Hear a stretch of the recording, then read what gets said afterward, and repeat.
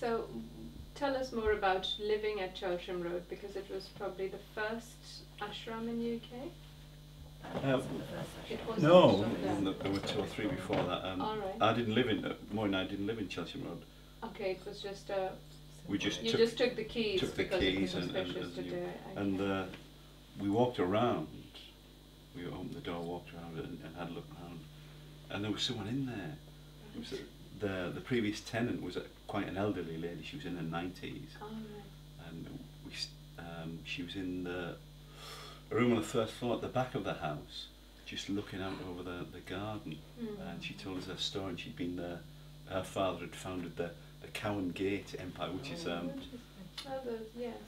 it's massive. It's been swallowed up by a conglomerate now, but that was the big sort of baby food empire and stuff like that.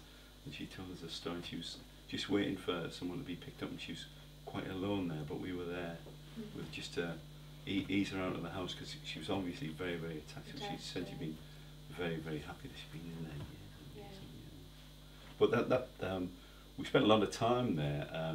There was a lot of works to be done. The whole place was rebuilt by Mother, 2 or 3 times. And I remember being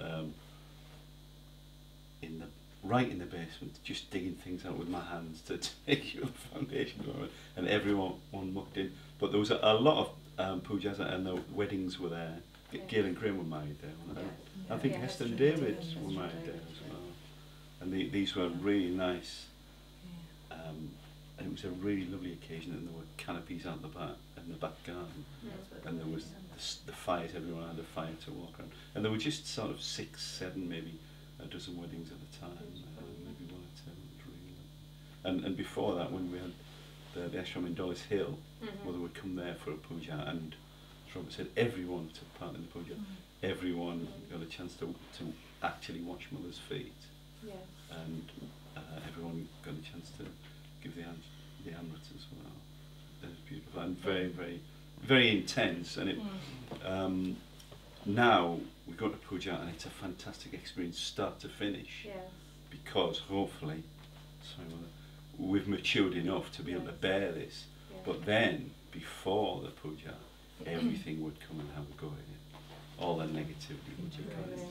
Why are you doing this? This is not. And you almost, it was sitting on each shoulder, whispering, wow, this is ridiculous. Grown man, why are you doing this? And then, you'd sit at the back of the puja, you'd sit at the front, and the text would still come up.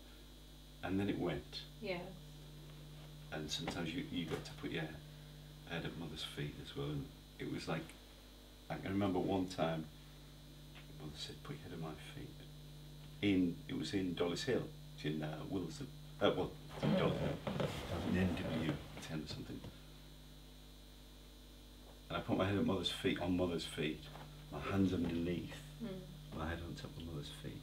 And it was just like I was literally, my head was about to explode. Really? Wow. Put a hand on my back, my centre heart. And I was, as Danny said, you could have been down there a second, an hour, a month. Gosh. Eternity. And that was, you're right, and that was, thank you. I was still alive, I hadn't exploded. But the intensity, the absolute intensity of the experience was, that's